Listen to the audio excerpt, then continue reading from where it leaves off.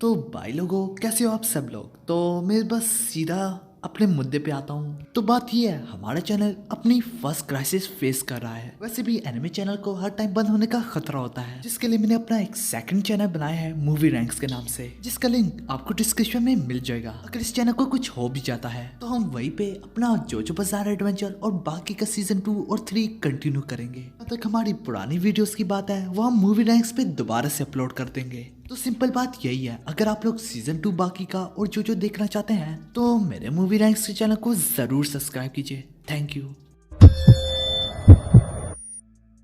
हमारी एपिसोड की शुरुआत में हमें किसी होटल के बारे में दिखाया जाता है, जिसमें यूजिरो हानमा और मोहम्मद अली बैठ के आराम से बातें कर रहे होते हैं। उन्हें मिले हुए काफी वक्त हो गया होता, तो यूजिरो हानमा उससे कहता है तुम काफी बड़े हो चुके हो, वैसे भी मैं तुम्हारे फादर का बहुत बड़ा फैन था। यूजिरो हानमा का मतलब दी आर्ट ऑफ अली से है, इसमें उसका फादर नाकाम हो गया था, अब उसका बेटा ही उसका ड्रीम है। तो छोटा मोहम्मद अली यूजिरो हानमा से कहता है कि उसने मास्टर कर लिया दी आर्ट ऑफ अली। यूजिरो हानमा काफी एक्साइटेड होता, तो मोहम्मद अली उसे कहता है बातों से तो कुछ नहीं होने वाला, तो आओ मैं तुम्हें दिखाता हूँ मैं क्या कर सकता हूँ। दोनों लड़ने के लिए काफी एक्साइटेड और तैयार होते हैं। इसके चलते ही यूजिरो हानमा उसे वार्न भी करता, मेरे स्किल्स पहले की तरह ही शार्प है और मैं लड़ते वक्त अपनी कम ताकत का बिल्कुल इस्तेमाल नहीं करता। तो मोहम्मद अली भी कहता है मुझे से फर्क भी नहीं पड़ता। इसी तरह mini version of Muhammad Ali अपना पहला वार करता। यूजिरो हानमा उसके बॉक्सिंग ग्लव्स को भी फाड़ देता। लेकिन सिर्फ ये नहीं, यूजिरो हानमा उसे कहता है तुम्हारी स्पीड काफी जबरदस्त है। Yujiro Hanma mini Muhammad Ali को इसके फादर मोहम्मद अली से भी ज्यादा तेज पाता,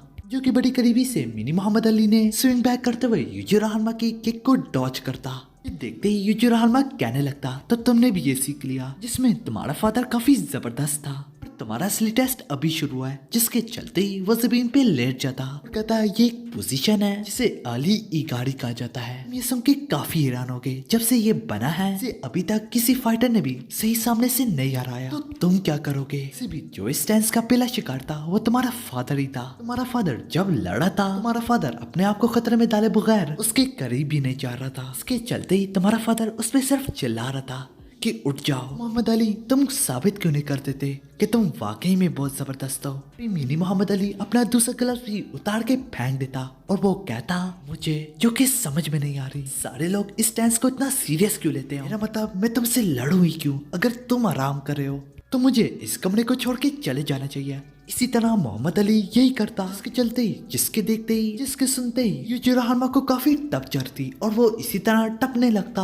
उसकी आंखों में खून भरा होता और उसे काफी गुस्सा आया होता। और कुछ ही देर में यूजिरो हानमा और मोहम्मद अली भी राइटर टूर्नामेंट में लड़ने जाते। दूसरे सीन में हमें दिखाया जाता है, हमें किसी अनजान शख्स के बारे में दिखाया जाता, वो भी येनागी की तरह पॉइजन हैंड की ट्रेनिंग कर रहा होता। लेकिन इसके चलते ही उसका एक भाई भी होता, जो वो दोनों राइटर टूर्नामेंट में पार्टिसिपेट करेंगे। पॉइजन हैंड वाला अपने बड़े भाई से कहता है मैंने सुना है तुम भी राइटर टूर्नामेंट में पार्टिसिपेट करोगे, क्योंकि सेंचुरी में एक ही बार आता है, तो मैं तुम्हारे आगे भी अपनी कम ताकत का बिल्कुल इस्तेमाल नहीं करूंगा। इसी तरह हमें राइटर टूर्नामेंट का स्टेडियम दिखाया जाता और बस राइटर टूर्नामेंट शुरू होने को जा रहा होता। सारे कायों में हमें दिखाया जाता है कि वहाँ पे डोरियन भी मौजूद होता है, क्योंकि वो भी एक काय हुआ है। डोरियन के साथ ओलिवर आया होता। थोड़ा याद दिला देता हूँ, डोरियन का दिमाग अब बिल्कुल एक बच्चे की तरह है कि सिर्फ इतना राइटर टूर्नामेंट में दूसरे लोग भी पार्टिसिपेट कर सकते हैं। इन सब के अलावा हमें एक बूढ़े शख्स के बारे में दिखाया जाता। उसकी उम्र 146 इयर्स होती, क्योंकि वही राइटर टूर्नामेंट का पुराना चैंपियन है। फिर हमें ऑफिशियल ब्रैकेट दिखाया जाता, जिसमें सीकिंग रियू का मैच यूजिरो हानमा के साथ होता।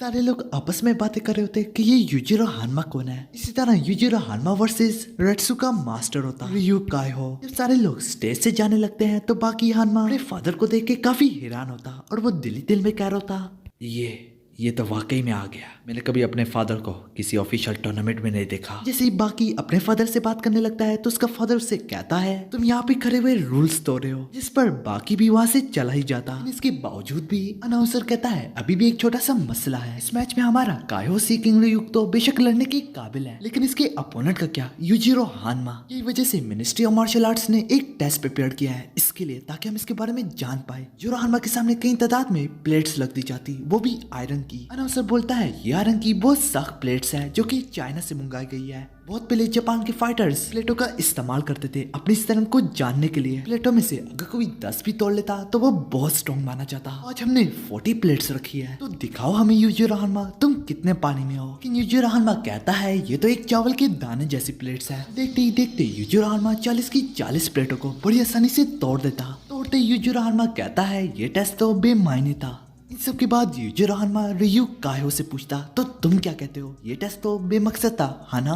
सिर्फ फाइटर्स इन चीजों को तोड़ के बड़ा फख्र महसूस करते हैं। इन चीजों से लड़ने का कोई फायदा नहीं जो कि बेजान है। इसी चीजों से लड़ते हैं जो कि वापस लड़ाई भी नहीं करती। इसकी सारी की सारी बातें सबको बहुत बुरी लग रही होती। यहाँ तक यूजिरो हानमा की बातें उन तीनों को भी बुरी लग रही होती जिनका सालों का एक्सपीरियंस होता। अभी कायो रियूक बोलता मार्शल आर्ट्स इसलिए बनाए गए हैं ताकि वीक अपना स्ट्रॉन्ग के आगे दिफा कर सके। वही वीक तुरंत से ट्रेनिंग के बाद वही वीक बंदा कुछ सख्त चीजों को तोड़ पाए जो कि वो पहले नहीं तोड़ सकता था, वह भी किसी को जख्मी किए बगैर। तो ये इसके लिए बहुत बड़ी कामयाबी है। तो ये चीजें बेमकसद नहीं है। इसके चलते ही यूजिरो हानमा की कातराना आंखें बाहर निकलने लगती और वो कहता लगता है मुझे तुम्हें सबक सिखाना ही पड़ेगा। कुछ तुमने सीखा, जो एक्सपीरियंस तुमने गेन किया, जिसके लिए तुमने अपनी पूरी जिंदगी के काफी साल लगाए, मैं तुम्हें दिखाने जा रहा हूँ वो सारा कुछ एक बेमकसद पास था। यूजिरो हानमा का पास से मतलब उसकी जिंदगी के पुराने दिनों की बात कर रहा है। इससे पहले सीकिंग रियूक उस पे वार करता यूजिरो हानमा काफी फास्ट होता। वो अपना हाथ ही उसकी गर्दन में घुसा देता जो कि देखने में काफी दर्दनाक होता। लेकिन इस सब के बावजूद भी सीकिंग रियूक इतनी आसानी से हार न मानता। तो यूजिरो हानमा उसे जमीन में पटक देता। एक्सपीरियंस बुड्ढों से कहता है तुम लोगों ने इसे 100 साल से इस्तेमाल किया, अब इसकी जगह बदल लो। यहाँ तक यूजिरो हानमा ने उसके मुंह का चमड़ा भी अलहदा कर दिया था। जो देखते ही वहाँ पे सारे लोगों के पैर तले जमीन खिसक जाती। अपने मास्टर का बदला लेने वहाँ पे आता है रेट्सू।